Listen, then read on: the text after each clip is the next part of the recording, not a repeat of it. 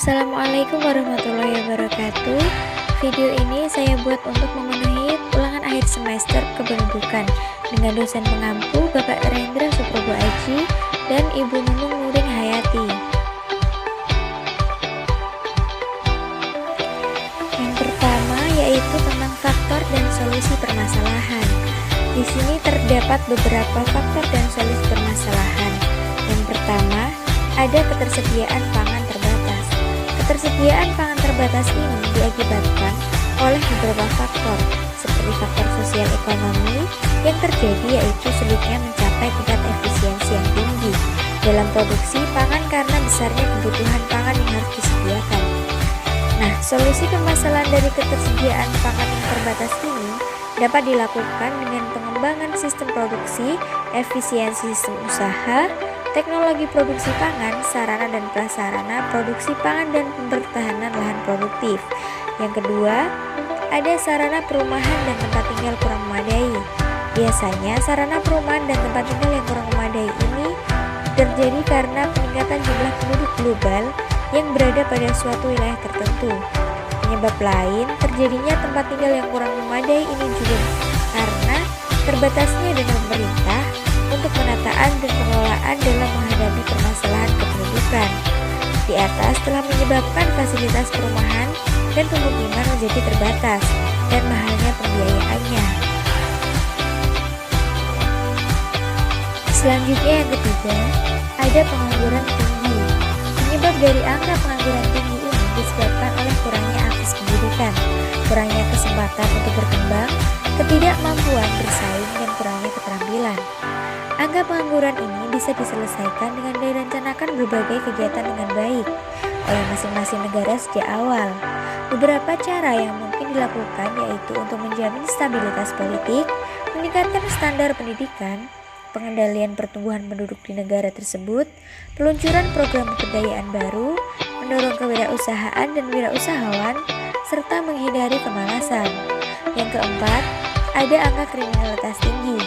Angka kriminalitas yang tinggi ini disebabkan oleh urbanisasi serta industrialisasi, kondisi-kondisi sosial, moral yang kurang baik, degradasi mental yang kurang baik, untuk melampiaskan rasa kesal, tingkat pendidikan yang rendah. Solusi untuk mengatasi permasalahan kriminalitas ini yaitu dapat dilakukan dengan pengendalian sosial yang memadai, keluarga yang kasih sayang, membuka banyak lapangan pekerjaan, dan melakukan program KB, serta penolakan anak sampai tuntas sekolah.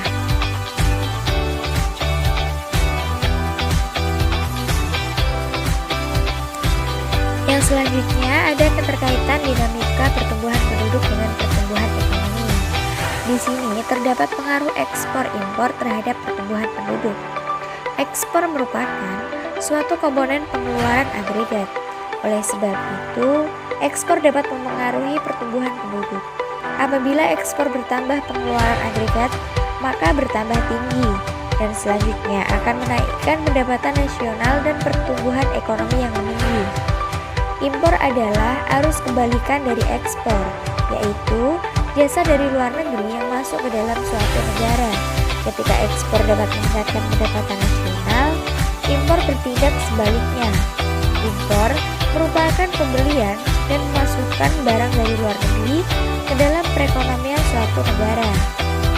Dari sini dapat kita ketahui bahwa pengaruh ekspor impor terhadap pertumbuhan penduduk sendiri ini sangat terkait oleh dinamika pertumbuhan, karena penduduk adalah sebuah orang yang berdomisili di suatu geografis Republik Indonesia selama 6 bulan atau lebih untuk bertujuan menetap.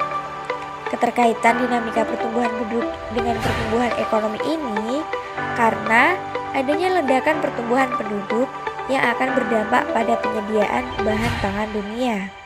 Tingkat pertumbuhan penduduk dengan ketersediaan bahan pangan di dunia ini sangat erat hubungannya. Meningkatkan jumlah penduduk harus disertai dengan jumlah bahan pangan yang tersedia, yaitu akan banyaknya atau mengurangi lahan yang akan digunakan dalam suatu wilayah. Yang selanjutnya ada keterkaitan SDGs poin ke-11 dengan aspek pendidikan. SDGs atau dalam bahasa Indonesia adalah tujuan perkembangan berkelanjutan yang merupakan agenda Perserikatan Bangsa-Bangsa atau PBB yang diusulkan oleh berbagai negara pada 25 September 2015 dengan tujuan akhir untuk mengakhiri kemiskinan, melindungi planet bumi, dan menjamin kemakmuran bagi seluruh umat manusia. Dari SDGs ini merupakan agenda pengganti MDGs yang mulai berjalan pada tahun 2015 hingga tahun 2030 ini. SDGs ini memuat 17 tujuan dengan 169 capaian terukur. 17 tujuan ini diharapkan dapat tercapai pada tahun 2030.